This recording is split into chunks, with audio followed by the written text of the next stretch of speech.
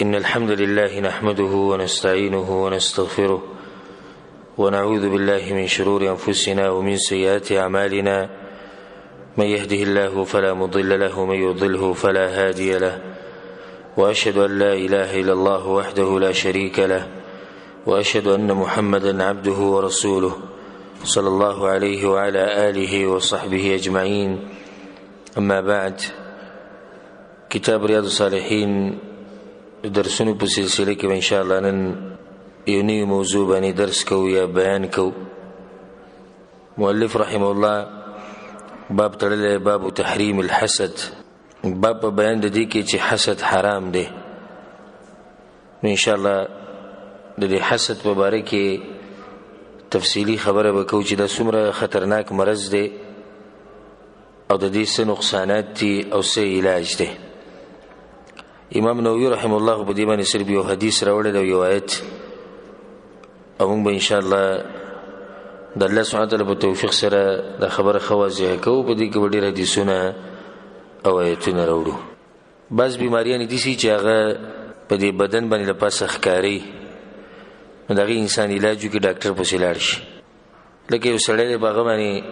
تبه ده، په یو سړي باندې دردونه دي،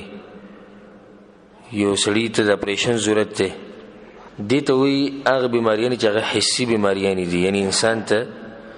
انسان ته دغه احساس کی او ویني او محسوسي ورته. بل قسم هغه بیماریانې چې هغې ته معنوي بیماری وایي. په هغې کې بعض بیماریانې هغه دي چې هغه د زړه سره تعلق ساتي، په دې زړه کې دننه بیماریانې. یو بیماری د زړه ده، هغه د حسد کول د یو مسلمان سره د یو انسان سره، دا د زړه یو بیماری ده، او دا هغه بیماری ده چې د دې د لاسه غټ شر خوري، او دا هغه بیماری ده چې د دې د لاسه کورونه تباه کېږي، دا هغه بیماری ده چې د دې د لاسه ملګرتیا ختمي،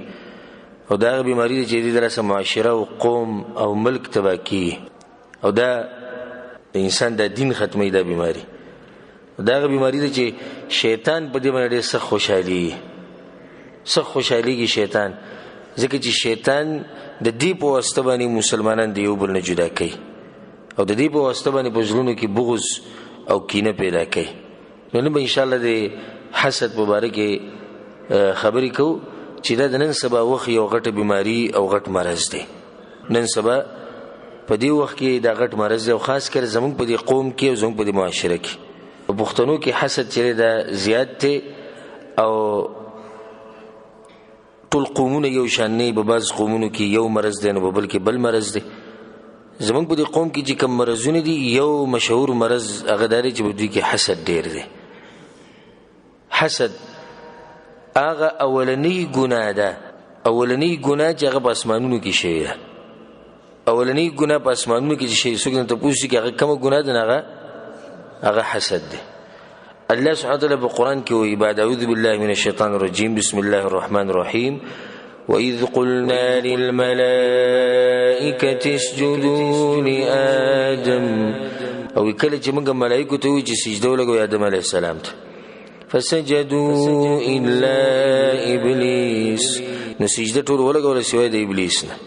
وجه سره چې ابلیس سجده نه لګي آدم علیه السلام ته، قال اسجد لمن خلقت طینا،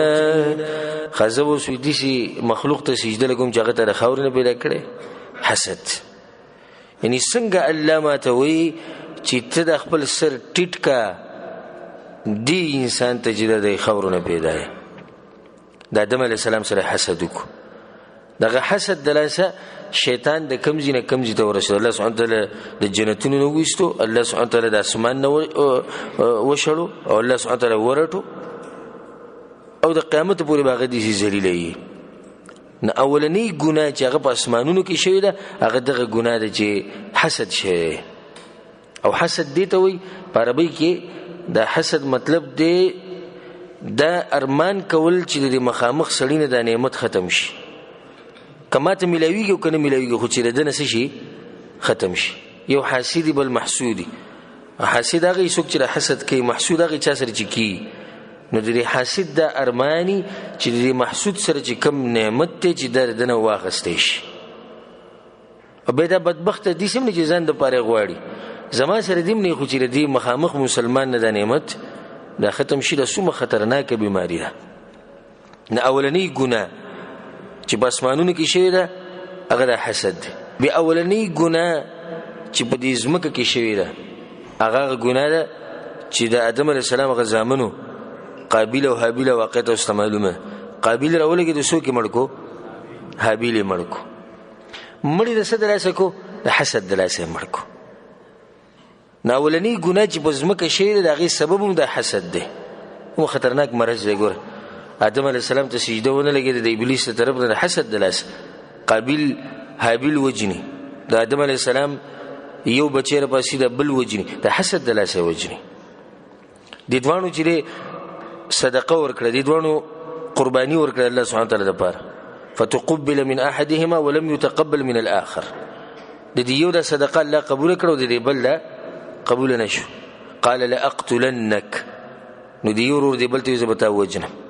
هغه ته انما يتقبل الله من المتقين. الله د پرهیزګارو خلکو صدقې قبلي پتا کې بس چې الله قبول کړي نه خو پای کې حسد راغی چې څنګه د قبلي او زمانه نه قبلي. ولي الله د نعمت ورکو ولي الله د توفیق ورکو ولي الله په دمه د مهرباني وکړ هغه د سره ولګیدو خپل روري مړکو اولنې قتل چې په دې ځمکه د مخ باندې شي دغه حسد د لاس شي. او رسول صلی الله علیه وسلم وی د قیامت پورې چې څوک وجنی نه دغه بګی حصہ ده. آدم علیه السلام دغه بچی بګی خپورې حصہ ده ځکه دا اولنې انسان دی چې قتل کړي نشي جلو خپل روري مړکو. الله فاصبح من الخاسرين دغه د لاسغه په تاوانیانو کې حساب شي. فاصبح من النادمين او الله بیا پخیمانی کول خو پخیمانی په دغه ټینګ څه فائدہ نه ورکه. بیراشه یوسف علی السلام واقعیله یوسف علی السلام پرونو چې د کویته چولو او د دې لپاره چولو چې و یوسف علی السلام چې د حب الى ابینا منا ونحن عصبه زموږ د پلار چې د یوسف علی السلام سره محبت ډیر زیات کړي دغه درسه دغه بزرونو کې حسد راغی. ولې د پلار په دوی مهربان دي ولې د نعمت د یوسف علی السلام سره شتي چې د پلار دغه سره دومره محبت کوي نو راولګي د خپل روري کوی ته گزار کو خپل پلار له څومره تکلیف ورکو نو پلار په تکلیف کې واچو دوی په خپل چې د په ګناه کې واقع شو جړل هغه سوا حسدو. حسد د مسلمان صفت نه دی د مسلمان خوې نه دی. الله سبحانه وتعالى په قران کې په ډیرو ځایونو کې د کفارو خبره کړې ده د يهودو نصارو خبره کړې ده نه الله د غوي مشهور صفت د ذکر کړې ده چې دوی حسد کوي. د صفت باو کېو لکه الله سبحانه وتعالى د کافرانو مبارک وي د اهل کتاب مبارک ود كثير من اهل الكتاب لو يردونكم من بعد ايمانكم كفارا. الله وی ډیر د اهل کتابونو د غواړي چې تاسو واپس کی د ایمان نه کفر ته. نن سبا د کفارو د کوشش روان دي قسمه قسم کوششونه دي قسمه قسم طریقې دي او جنگونه دي. کاغه دي چې جنگي چې مخامخ په یو بل بس اسلحه راغستي او کاغه دي چې جنگي چې عقل به کې استعمالي نو دغه مغوي استعمالي لګي د بے پردگی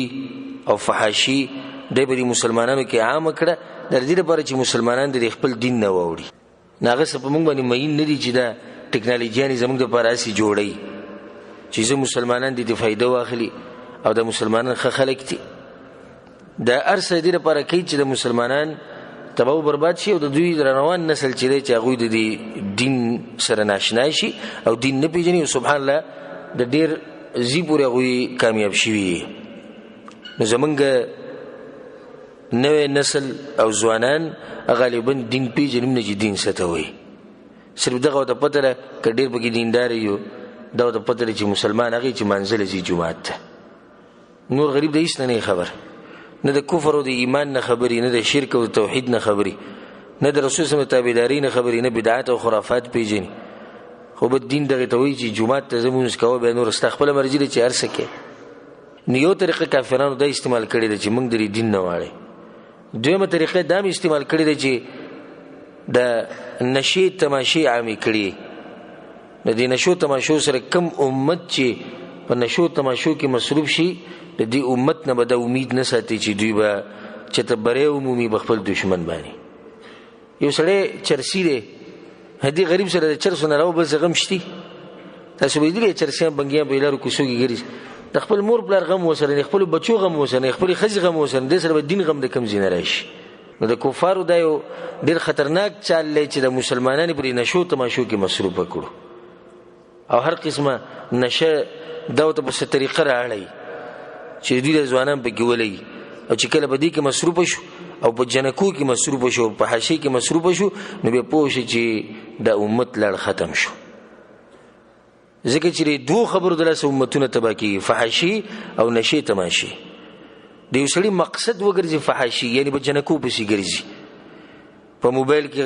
لغړ تصویران په موبایل کې فلمونه کته ډرامې کته او یو ځکه جنکو ته کته په بازار کې جنکو ته کته باغچو کې جنکو ته کته ولید بالله پالکانو پسې ګرځیدا ته بدنه د امید ساتي چې د امت لپاره سه وکي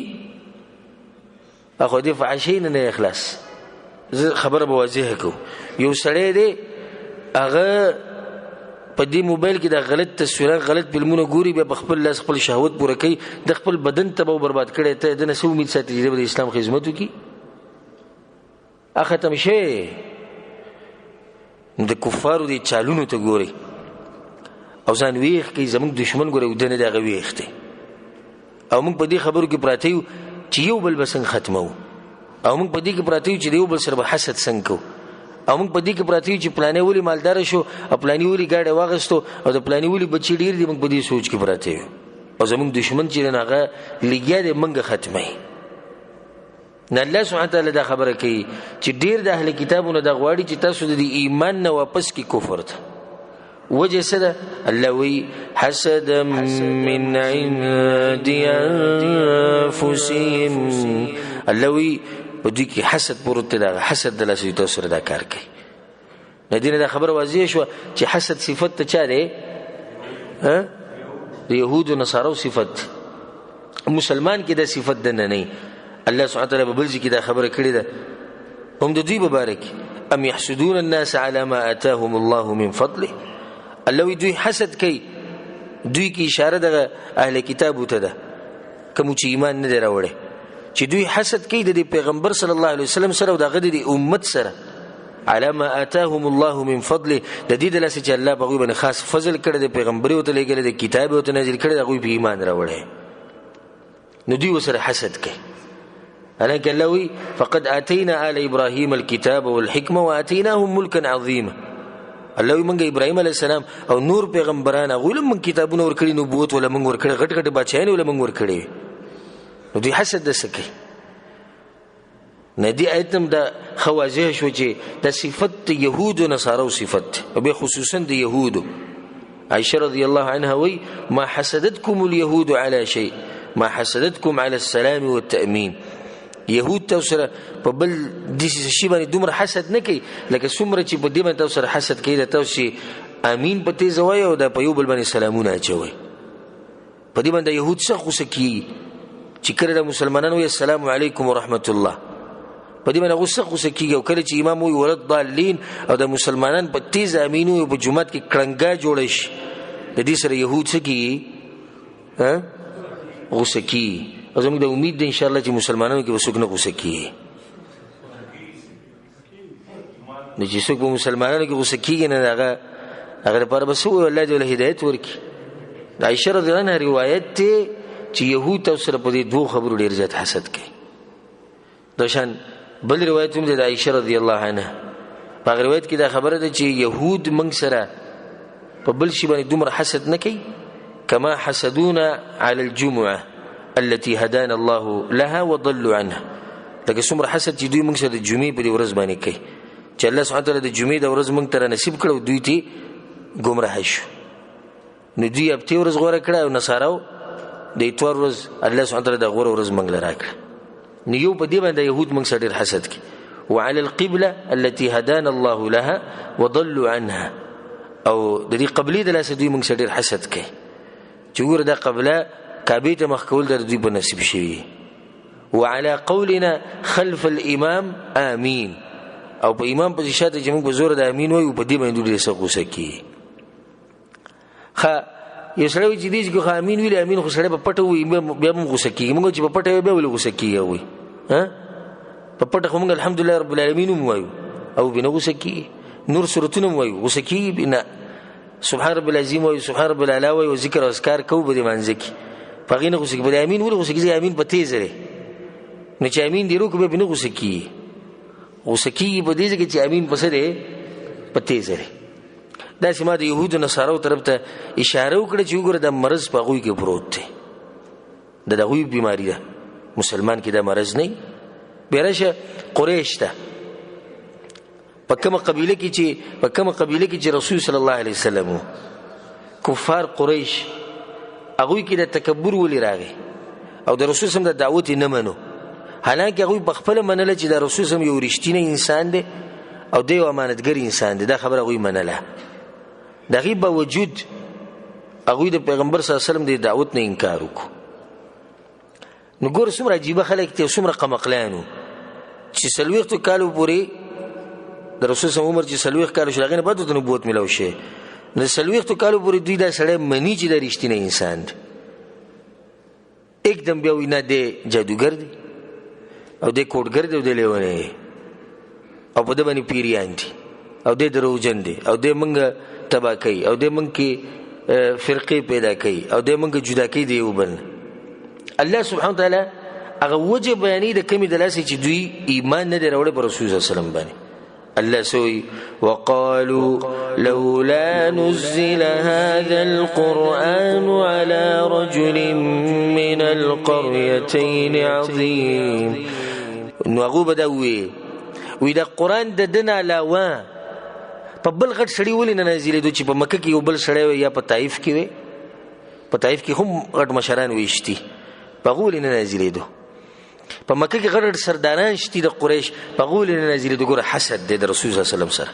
تاسو دې سره څه کار دی چې دا په چا نازل شوی دی؟ یو دویم تاسو بخپل د سړی پیژنې په چا چې نازل شوی، تاسو بخپل صفاتونه کول. وست تاسو وایي چې نه کدی د 2 کیلو د قران د 2 کیلو په غټو کسانو چې د نازل شوی به بل چا موږ منلې 2 کیلو نه مراد کوم کیلو دی؟ مکه او طائف. وی په مکه کې غټ خلک شتي په غول نه نازل دي، پلانې په طائف کې غټ خلک وسی هغه ولې نه نازل دي. د دلیل له پس دلیل له بده خبره چې بغو کې د حسد پروت. الله ول سمره کله جواب ورکي او هر حسدګر انسان له پکاره چې دا جواب ځان سره یاد ساتي. الله وی اهم يقسمون رحمت ربك، الله وی دوی تقسیمي د الله د مهرباني کې څنګه. نحن قسمنا بينهم معيشتهم في الحياة الدنيا، الله درسه موږ تقسیم کړی. نګور حسدګر انسان چې کله حسد کین ورته وای ته د الله د رحمت ته ګوره تقسیمه کسي چل کې درسه الله تقسیم کړی نه ته په سبا نه خپه د ظالم په لمنه اعتراض کوي. ځکه دې چې الله دا خبر واضح کړی چې تقسیم چا کړی الله کړي چې الله کړي نو ته اعتراض پچا باندې کې پلانې مالدار دی د تقسیم الله کړي دی، پلانې خپل دی د تقسیم الله کړي دی، پلانې الله علم ور کړي د تقسیم الله کړي دی، پلانې بچی ډیر دی د تقسیم د الله دی، د پلانې کور غټ دی د تقسیم د الله دی، پلانې سره مال ډیر زیات دی د تقسیم د الله دی، د پلانې ځمکه ډیری تقسیم د الله دی، پلانې د خوشحالو ژوند تیری د تقسیم د الله دی، پلانې بدن روغ دی د تقسیم د الله دی. ته اعتراض پچا باندې کې او پسې شي کې په دې اعتراض دی چې ولې الله دې کړی. دا خبره به تفصیلا په روان درس کې بیانو. په اصل کې د حاسد چې د حسدګر د اعتراض پچا باندې دی هغه په الله سبحانه وتعالى باندې. نو حسد د نن سبا یو غټ مرض امت اسلامیه کې دا موجود دی. یو سړي سره به حسد کوي د علم د لاس، نیو بلګي د بل سره به حسد کوي د دې لاسه چې الله ول خپل اخلاق ور کړی، د بل بلګي د بل سره به حسد کوي چې الله ولا مقام ور کړی د په معاشره کې، الله ول عزت ور کړی د به حسد کوي. پلاني الله مال ور کړی د وسره حسد کوي، پلاني الله ول شهرت ور کړی دی مشهور کړی دی د وسره حسد کوي. بلکې رور د رور سره حسد کوي. نور موږ تاسو سو وایو دا خو پرې د ورور سره پلار د زوی سره حسد کوي، زوی د پلار سره حسد کوي. نو که د پلار ځان له کاروبار دی، د بچی ځان له بچی مالدار شو، د پلار په زړه کې به بس پکې دي ششتي په ګوټ کې دا خبره پرته چې ولې د زمانه مخکې شو، ولې د الله دومره مال ورکو، او زوی د پلار په باره کې دا سوچ کې ولې الله دله د مال دومره ورکو. دا د مسلمانانو صفت نه دی. الله سبحانه وتعالی په قرآن کې موږ ته دا ښوولي دي چې تاسو به پناه غواړئ د حسد کوونکي د حسد نه، پناه به په الله پورې نیسئ. ومن شر حاسد اذا حسد، او الله زه پناهي نیسم په تا پورې د حسد کوونکي د حسد نه کله چې د حسد راښکاره شي. زه یو څو حدیثونه تاسو ته اورم چې تاسو ته پته ولګي چې د حسد څومره خطرناک مرض ده او څومره خطرناکه بیماری ده. حدیث کې راځي، امام ابن حبان رحمه الله راوړی، لا يجتمع في جوف عبد مؤمن الإيمان والحسد.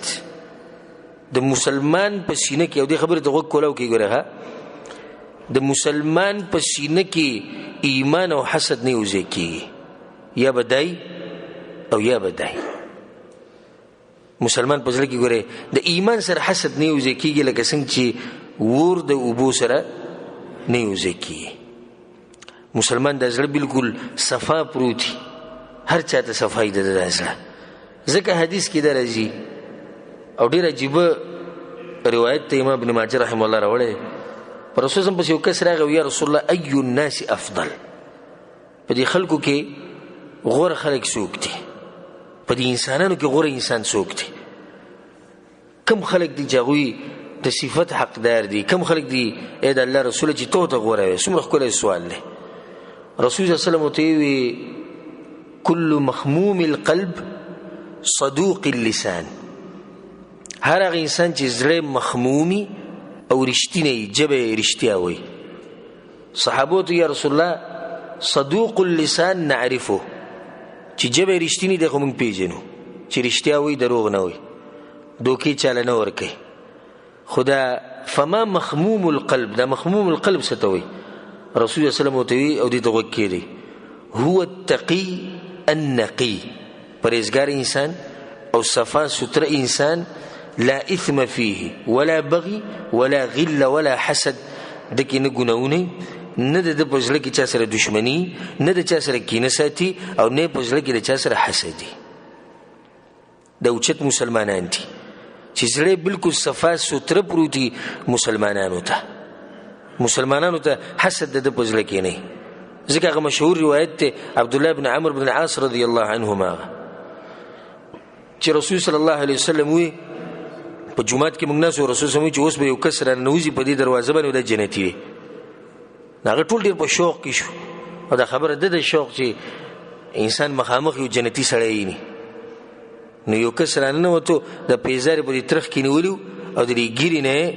د اودس هغه اوبه څڅېدې. په دویمه ورځ رسول صلی الله علیه وسلم بیا دا خبره وکړه. نو موږ انتظار کوو چې نن به څوک راځي، نو هغه انسان راغی او په هغه شکل کې راننوتو. په درېیمه ورځ رسول صلی بیا دا خبره وکړه، په درېیمه ورځ هغه انسان بیا راغی. نو زه د هغه سره لاړم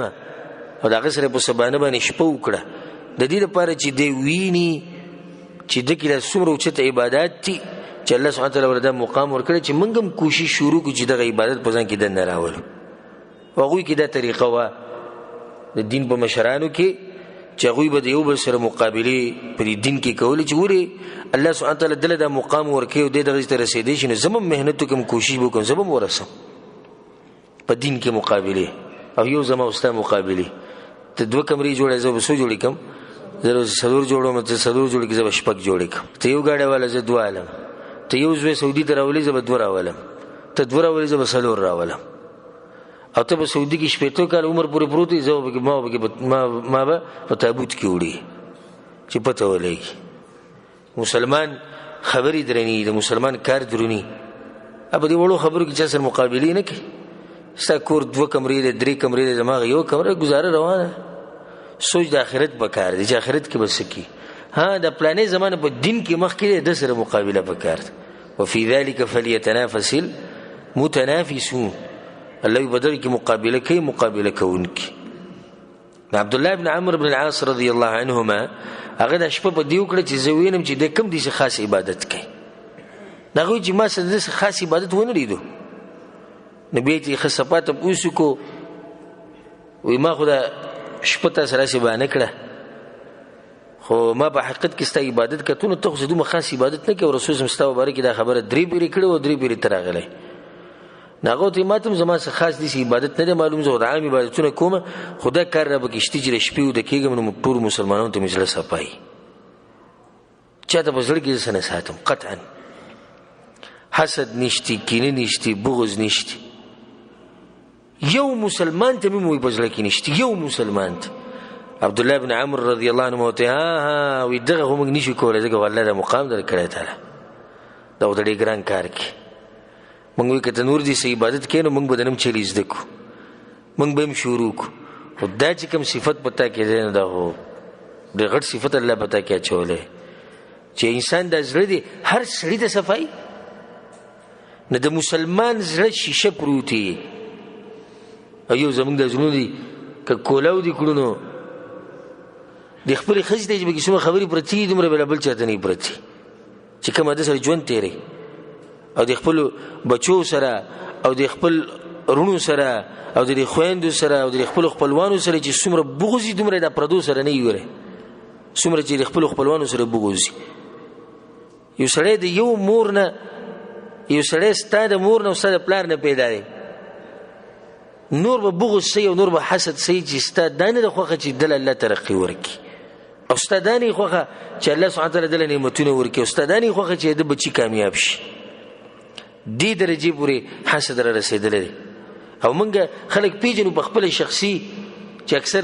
ګاډي والی یا کاروبار روان کی نه دا به د خپل رور نه پټ روان کړي خپل پلان نه پټ روان کړي. ما سره په خپل یو کس ملاو شو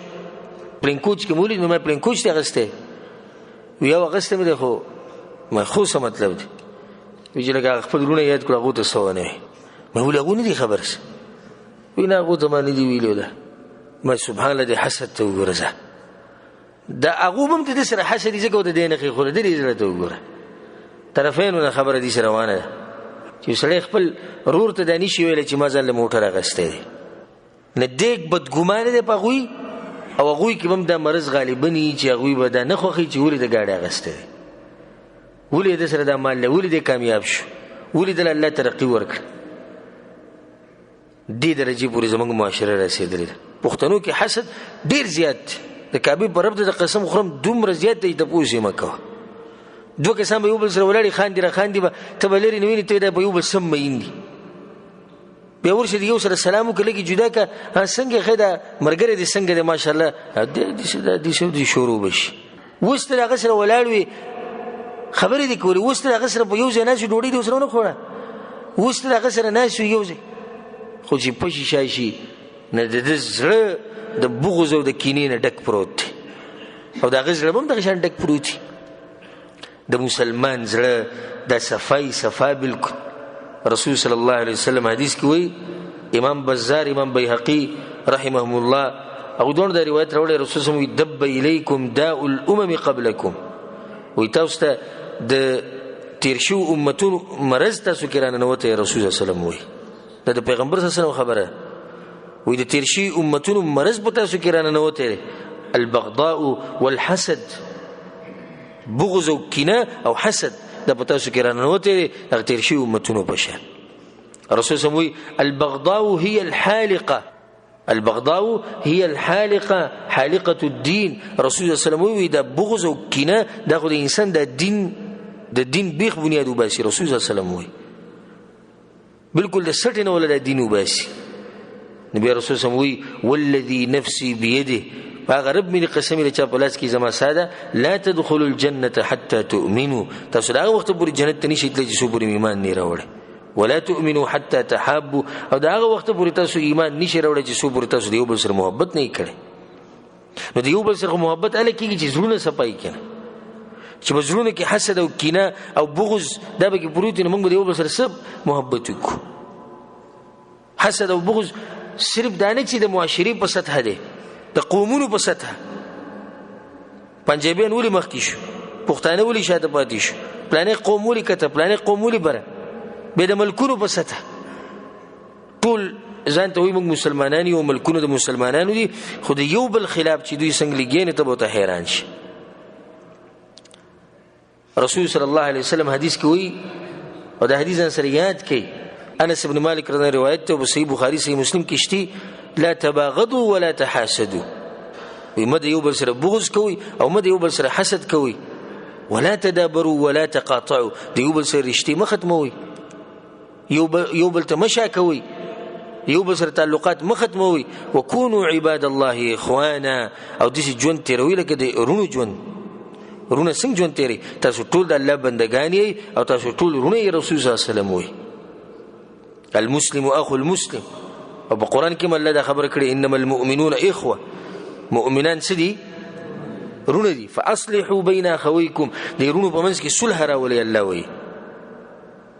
نه صلح بسره ولي هغه چې داغه بخپل د مسلمانانو سره بغض او حسد او کینه ده ابه صلح راولي معاشره دې درجه ته ورسي چې دوه کسان ورانی کې دریم په خوشحالي او هغه په شور شي الټو دوی وي زبردست کار دی کو سم کار دی کوی دا مخکې چې تاسو کړه خبره زما سوچ چې زما ته وایم چې تر دې سره تعلقات پرې دغه موقع برابر نشو نن ته خپل پرې خو دو آفرین دې زبردست کار دی کوی د مسلمانان دي دا به صلح راولي دي شتي کنيشتي که زما د خبري غلطي دي خډیر شي چې دوه وران شي د دریم په انتظار دي چې کله به تعلقات د دینم خرابي د الله بنده پاسره دوی موږ کې صلح راوله شریعت وی د ټیم کې دروغ مو ویل شي ولی شریعت اجازه ورکړي چې رسول راشي هو ورته ورور خوستا مبارک دي سي وړه خسړې پټاړې مهیند دی بلته دي سي و د مسلمان شان خدا کارونه به ال کیږي چې کله زموږ یو بل تزرونه شي هغه صفاش دی حدیث ته وکړي امام طبراني امام بيهقي رحمه الله راوړي ان الله يطلع الى خلقه في ليله النصف د شعبان د میاشت د پنځم تاریخ چی بالکل په دې نیمه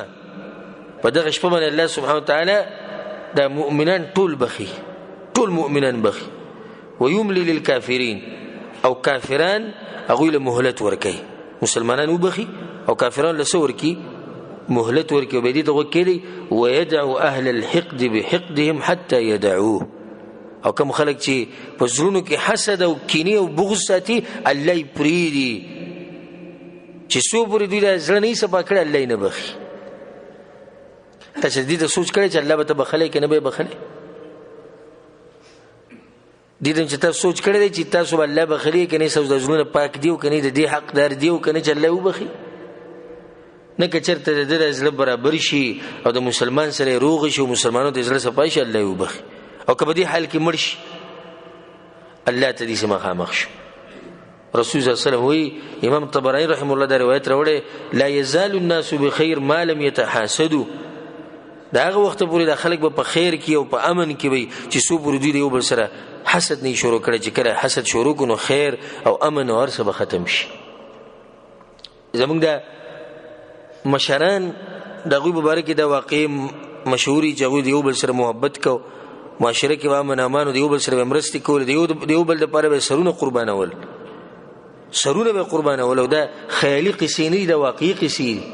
چې یو بل لپاره سرونه قربان کړي چې ضرور په دفاع کې ځان به بګي مړکو دومره د ژوند یو بل ته صفاو چې گاونډي به بالکل رور غنل کېدو دغه خزه به خور غنل کېده او کدا گاونډي په کلونو باندې خو د چا مجال و چې د کوړته بد کتلې ژوند پاکو کنه گاونډي خو پرې د ټول کلیوال بلکې دوه درې کلی اخوا د ټول به د سیدل ګرونه خويندې د چا د مجال باندې کېدو چې د چا ته غلط نظر وګوري یا د چا نه غلاو کی یا چا ته نقصان ورسي ورته چې راغو ژوند یو بل ته سو هغه صفاو نو چې سو پر د ژوند صفاو خیرو امنو او ژوند یو بل ته بد شي وي ژوند هغه گاونډي چې تاسو سره د سلويختو کالونه اوسېږي یا تاسو سره چې د کوم وخت نه چې پیدا دغه کورسته د کور به خو کړي هغه باندې بس یقین نه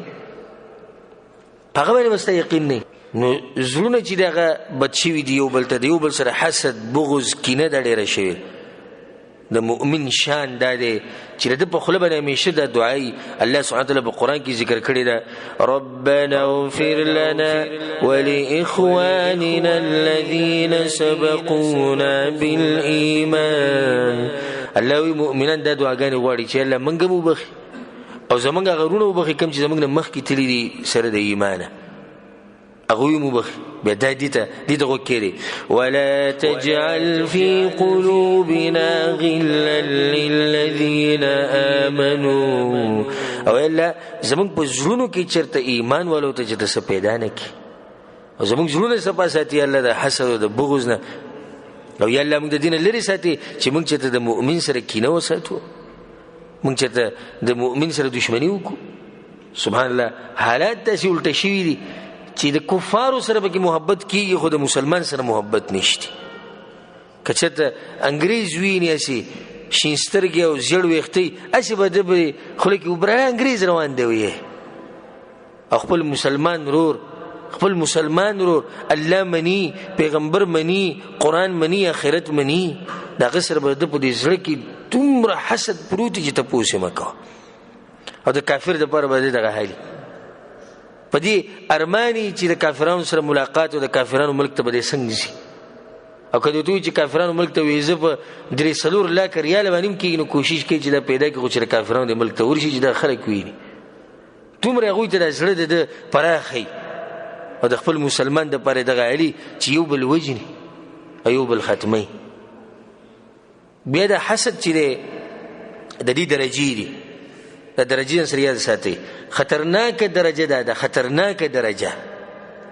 چې یو سړی دا ارمان کوي چې الله سبحانه وتعالی د دې پلاني نه دا نعمت واخلي د دې پلاني نه دا نعمت څه کي واخلي. دا غټه مرتبه ده نقصانی مرتبه ده قده لکه پلاني سره ګاډی چې الله دې نه دا ګاډی واخلي چې د وجنګېږي د ده به دې کور باندې چې ته سیلاب رالی د دې سره چې د کمې روپۍ پرتې دي چې د غله پې رالی د ټول نه په حسد کې خطرناکه درجه ده. بیا په دې پسې دویمه درجه چې د دې نه لږه کمه ده هغه هم حرامه ده هغه دا ده چې انسان دا ارمان کوي چې د پلاني ته د سره څه میلاو نه شوی هغه اولني او د کې څه فرق دی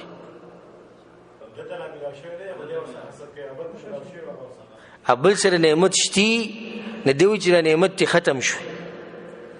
د دې دویم سره سنشته خو دی چې څو سره نه اوس یې پوه شوي دم حسد دی پلانی غریب دی فقیر دی یره چې دی داسې وی دم حسد دی کنه لکه ستا دا نه د پیرزو په ده باندې چې الله سبحانه وتعالی دله دومره مال ورکړي چې د غریبي پې ختمه شي د ده د حاجتونه پې پوره شي د 2 درجې شوي. دریم داسې ارمان کول چې الله ماله د پلاني په شان نعمت راکړي خو دا نه غواړي چې د هغه نه ختم شي او دې ته په عربۍ کې غبطه وایي. او رسول صلی الله علیه وسلم وی حسد حرام دی مگر په 2 خبرو کې دا غبطه رسول سم یادوي 2 خبرې څه دي لا حسد الا في 2 رجل علمه الله القرآن یو سړی د الله ته قرآن ښوولی دی علم یې وله ورکړی فهو يتلوه آناء الليل وآناء النهار سحر ماښام دی د تلاوت کوي د قرآن د خوږ تلاوت کوي د علم لګیا د خلکو ته خورئ الله وله ناشنا علم ورکړی فسمعه جار له نو دغه ګاونډي ته پته ولګي چې رګ د پلاني الله دې علم ورکړی نو هغه دا وایي چې لیتني اوتیت مثل ما اوتی فلان فعملت مثل ما یعمل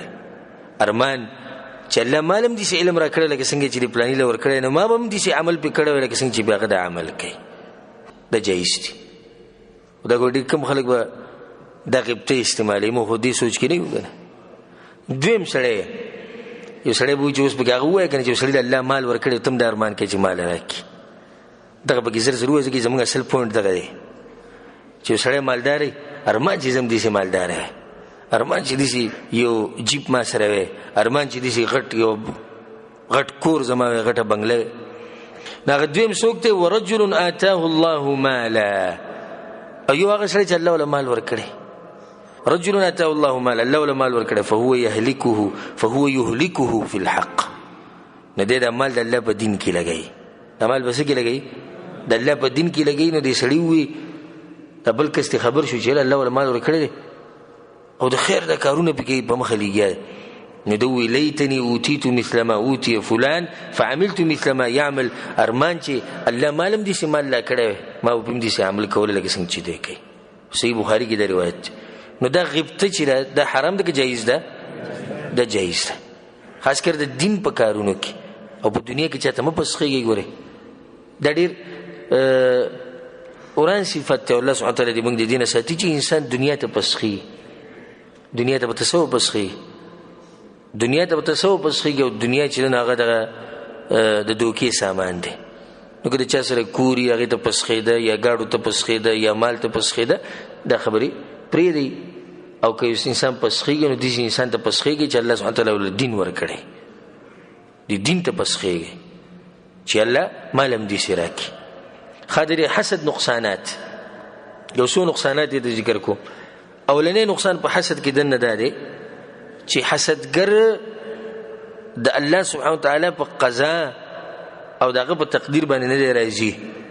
نو چې وسړی په تقدیر نه راځي د بسمره غټ خطر کړي او دې دلاسه انسان کله کله چې قصدن هم دندې څه خبرې کوي دې دلاسه انسان کفر ته موتی شي نو په اصل کې د اعتراض په الله سبحانه وتعالى باندې دا حسدګر څومره قمقل دی لکه اوس مثال کې یو سړی سره پیسې د دم زړه کېږي پیسو ته نو دې سی وایي یا الله د دې په مال کې برکت واچي او مال هم خډیر مال لاکي څومره خوري خبره شو خو د دې کې دا مطلب دی د حسدګر چې الله به د دنه اخلي نو دلته به ورکي ګور لکه دویم په کې دا خبر رااله چې نه د الله د خزاني تنګ ښکاری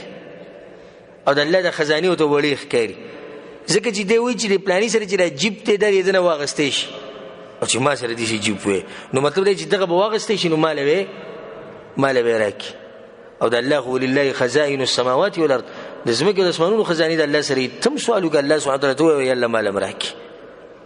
په دې عقل د عرب ډیر خلک ته په دې عقل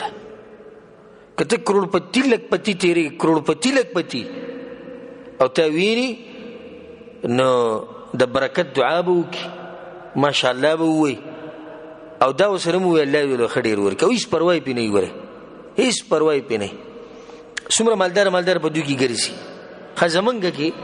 زموږ معاشره کې لکه تا مثال کې ورځ نه موټر دی راوېستو او په کلی باندې تیری دعاګانې به څوک غواړي ستاسو لپاره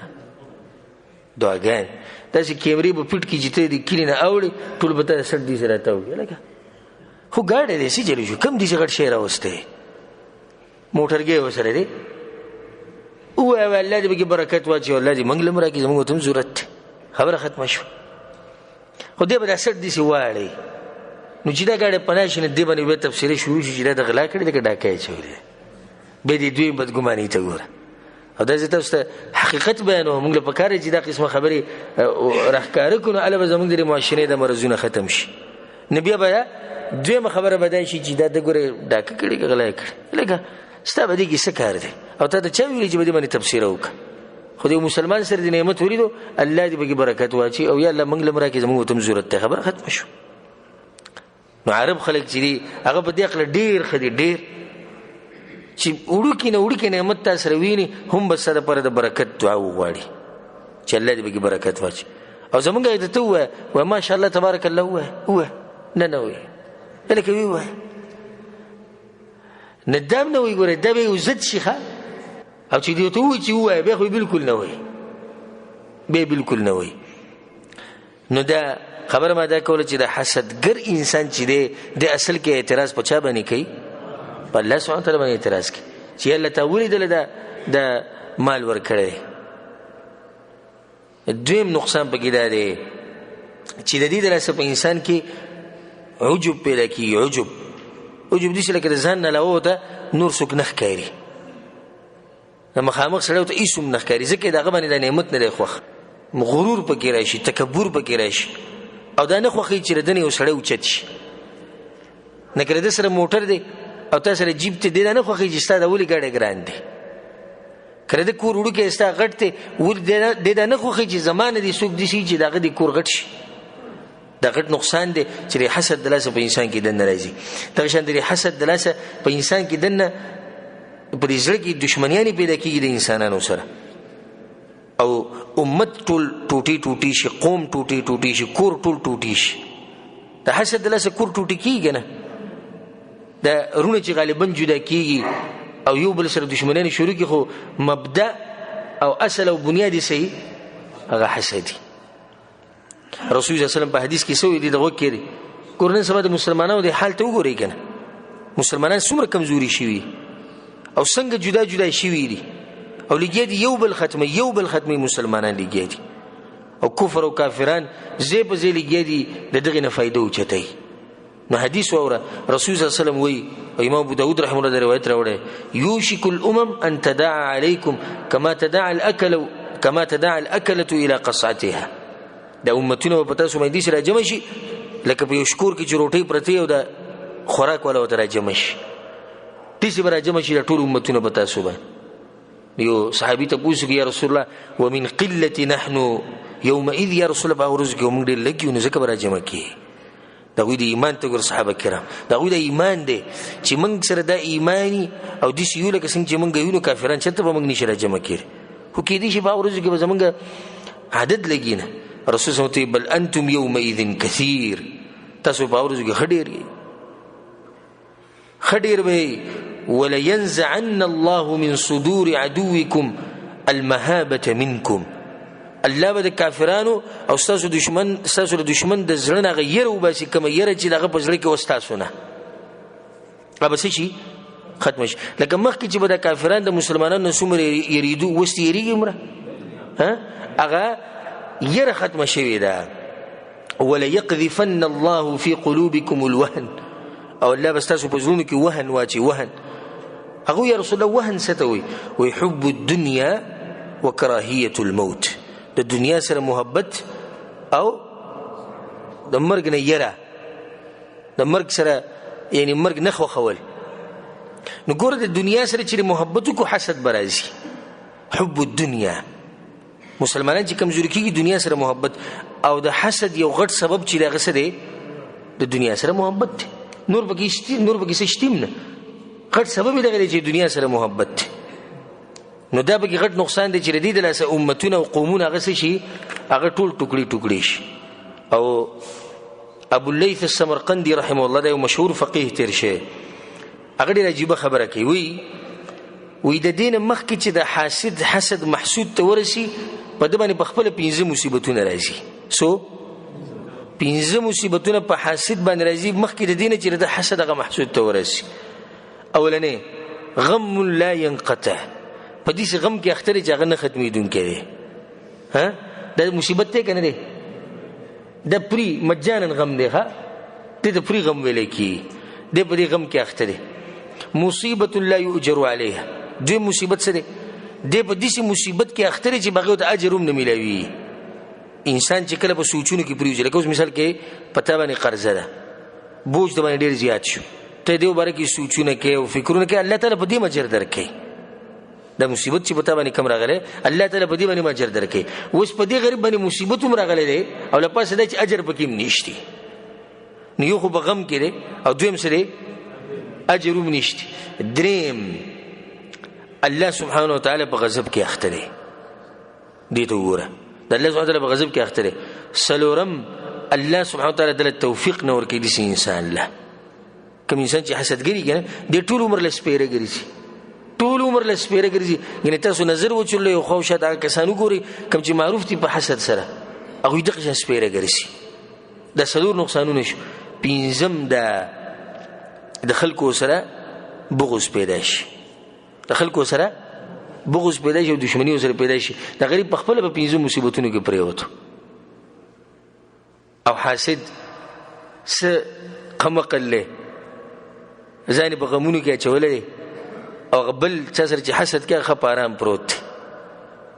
نو مثال به دې سوالي لکه وسړی دغه درې سلور خزيري او غټ کورې دي، خمسداري تلایانی او خنیمتونه، او دا بل غریب دی دغه نه کمزوري خدای سره حسد کوي. نو د شپې د دمانه پکټ کې پریوتو. هغه ولنې چې کوم دی کوم چې مالدار دی په ځمنه خ مزدار برسنه بازار رواچوله پسته او خناري کې ودري او د خزینه بکیم مزي اخلي او د تلین مزي اخلي او خپ آرام او دا بل یو طرف ته وړي او بل طرف ته وړي الګ سي چلې پس سوچ نه اوس ولې د الله د دومره مال ورکړي تد بشن ګټ کمقل جتا سړي دی او څومره ظالم دي ځان سره ظلم وکړو نو باندې ویل شو حي على الصلاه حي على الفلاح دا وصار شو نه د خزینه فائدہ واغسته نه د خزینه خون واغسته نه د کټو تلینه خون واغسته اوس بیا چې د مزدوري روان شو اول ته چې قبل لغه احساس وته شو چې مسر سو حسد کوي خ کول دا لپاسه دو خمسدار نو ځکه دا خبره مشهوره ده وقاتل الله الحسد الذي اذا حسد ختم کی ما اعدله سمر انصاف والده دا حسد څه دی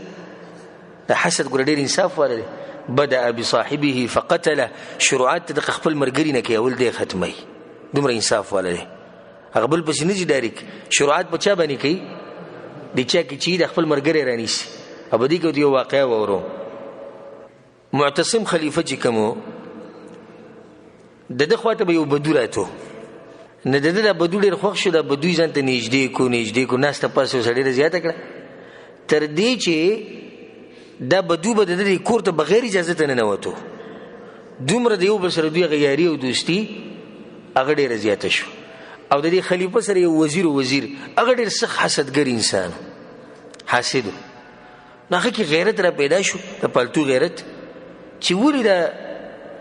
بدو چې دی د دومره نږدې شو دا بدو دی د باندون راغلی دی نو د ځان سره دا سوچ کو چې وسی چلو کما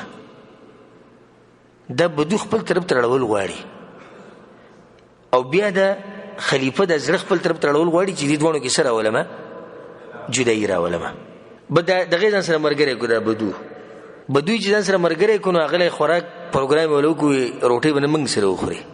ګور حسد سومه خطرناک مرض دی وی روټي به موږ سره وخوري هغه ته سیده روټي و د پخکړه او پغې کو ته سم وګوا چوله سم ډیر شي وګوا ته چوله چې کله هغه بدو روټي وخوړ نو دغه ته وی دی وزیر صاحب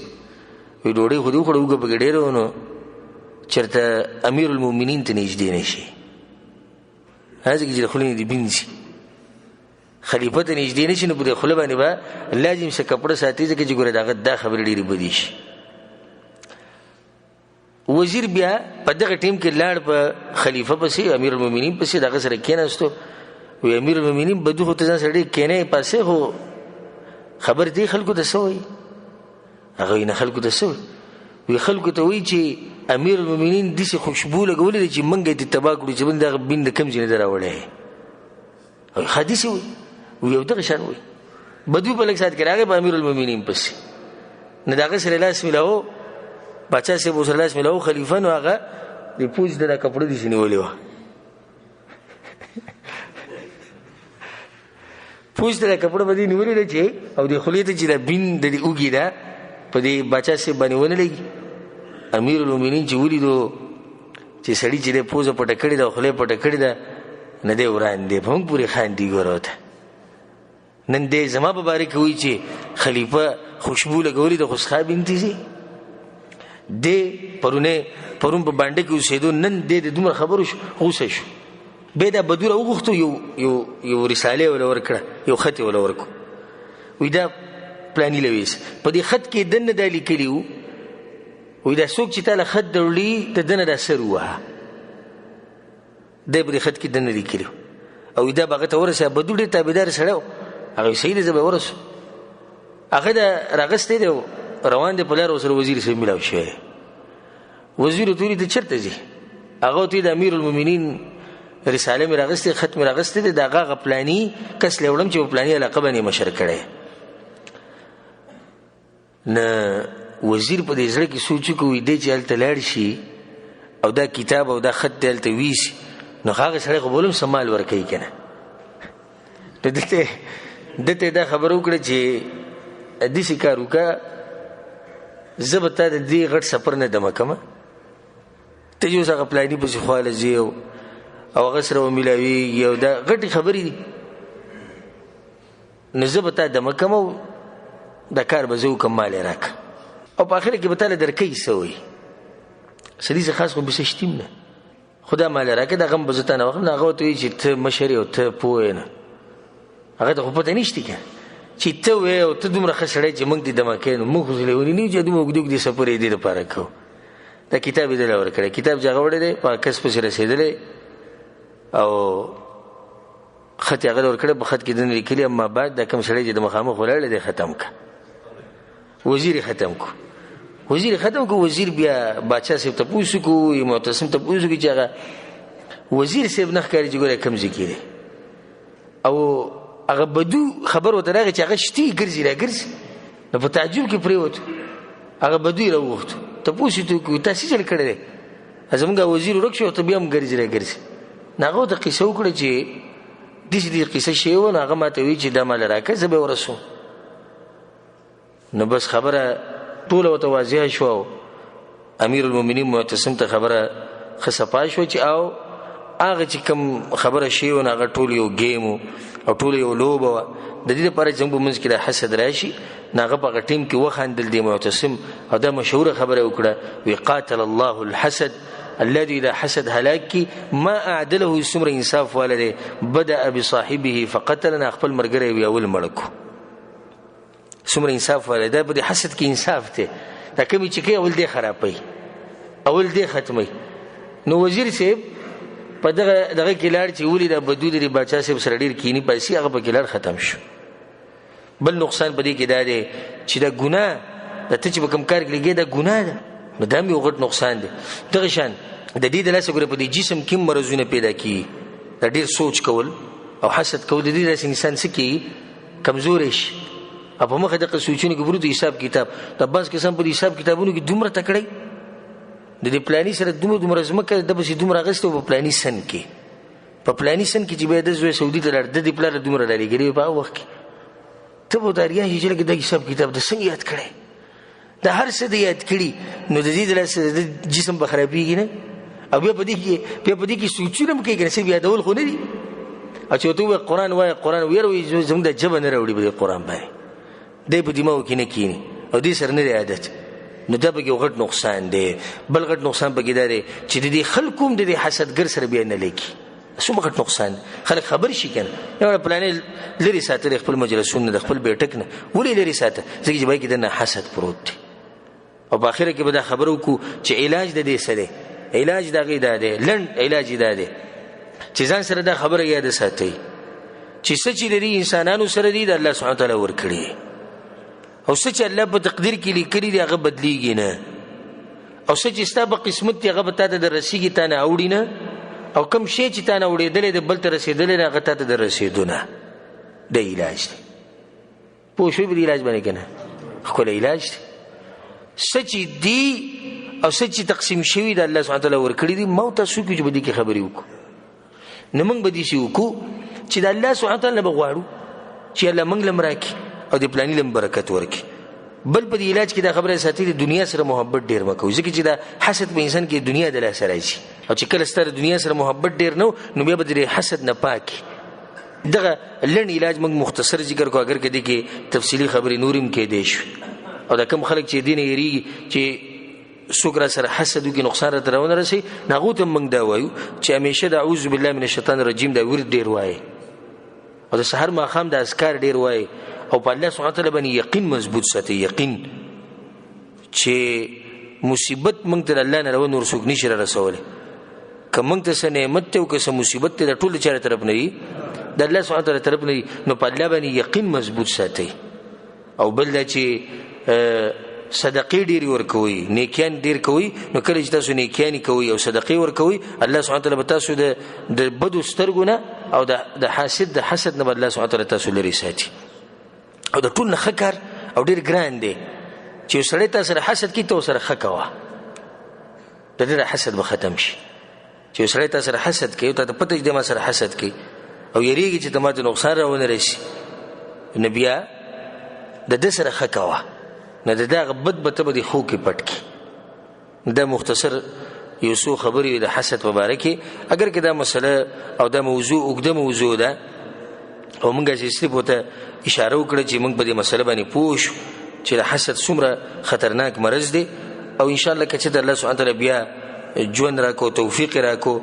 نو دا مسله به د دین هم زیاته تفصیلي بیان کو. الله سبحانه تعالی دې موږ